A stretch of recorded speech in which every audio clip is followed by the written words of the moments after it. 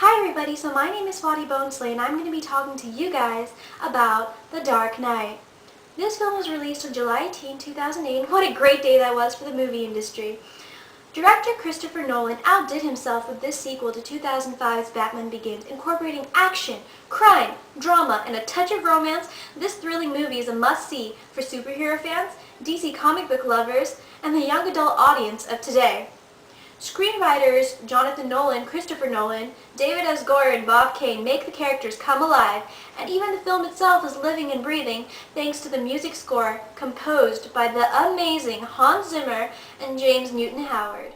Batman is back. Rich boy Bruce Wayne by day, vigilante by night, he's cleaning up the streets of Gotham City with the help of new District Attorney Two-Face Harvey Dent. Commissioner promoted to Lieutenant James Gordon, head of Wayne Enterprises R&D department Lucius Fox, his loyal butler slash father-like figure Alfred, and his love interest, the dazzling Rachel Dawes.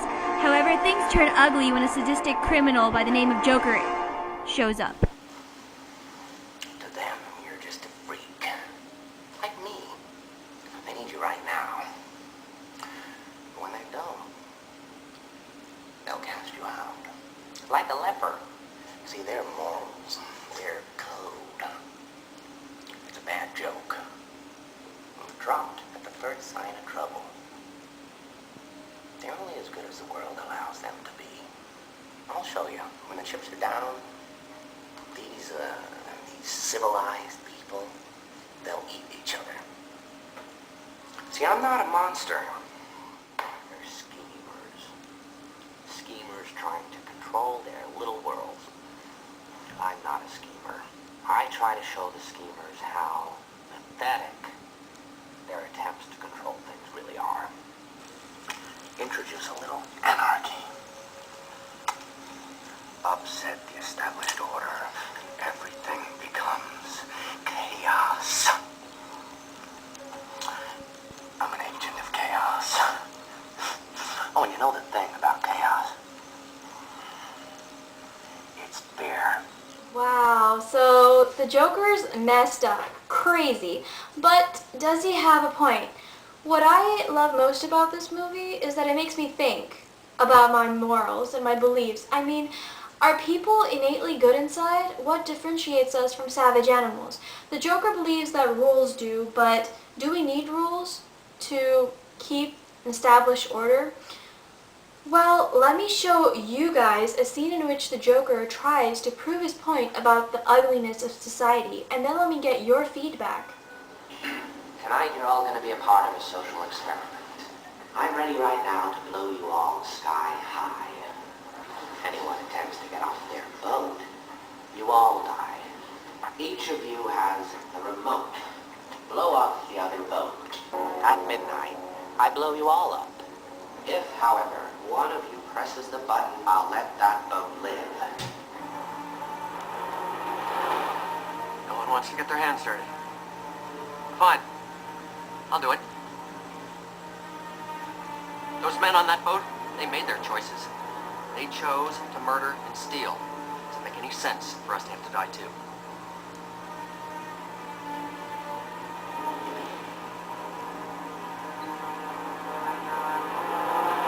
Give it to me.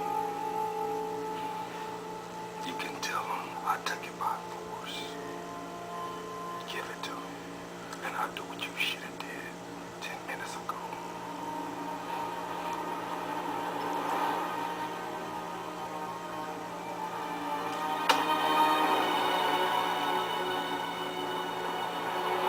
It's the fireworks. There won't be any fireworks. And here we go.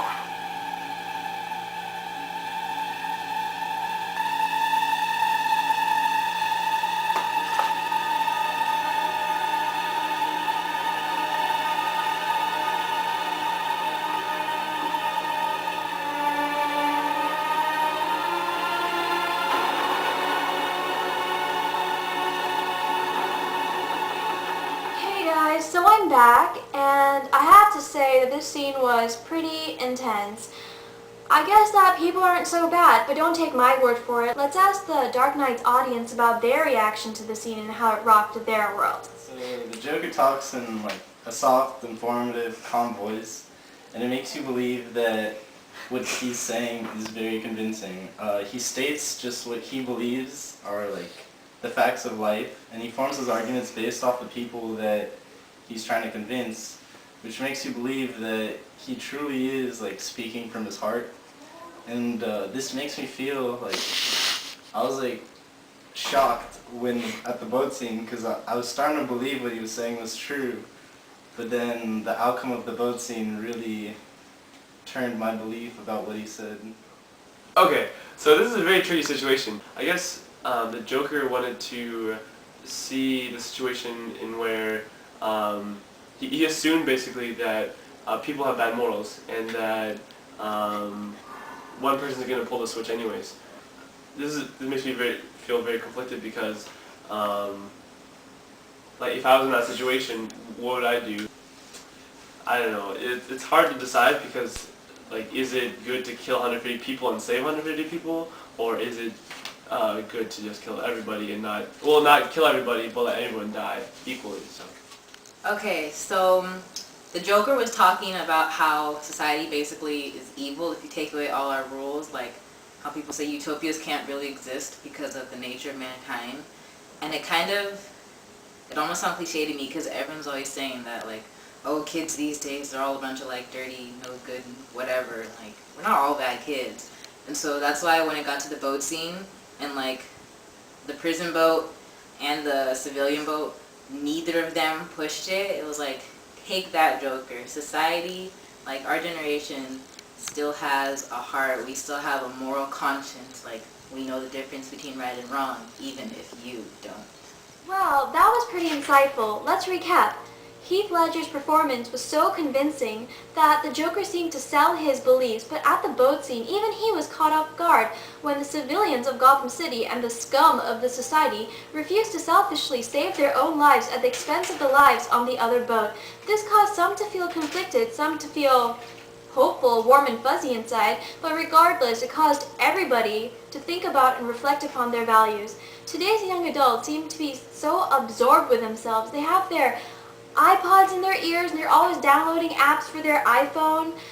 People text message each other so often. If Facebook crashed, the world would end because people would actually have to meet up with each other face to face. No way. The point is that today is very technology driven and people seem to be losing themselves in an ever expanding, superficial material world. Now, in this film, director Christopher Nolan aptly uses the Joker and this scene to show his superhero, young adult comic book lover audience that despite all of these changes, people still firmly believe and can differentiate between right and wrong. They still care and they still have morals. This is why I think that you guys should watch the movie because it's a mind-blowing experience thinking about and reflecting upon your values and how this movie affects you personally. Well, I'm going to see you next week, but honestly, The Dark Knight is 2 thumbs up and I would definitely recommend you guys to watch it.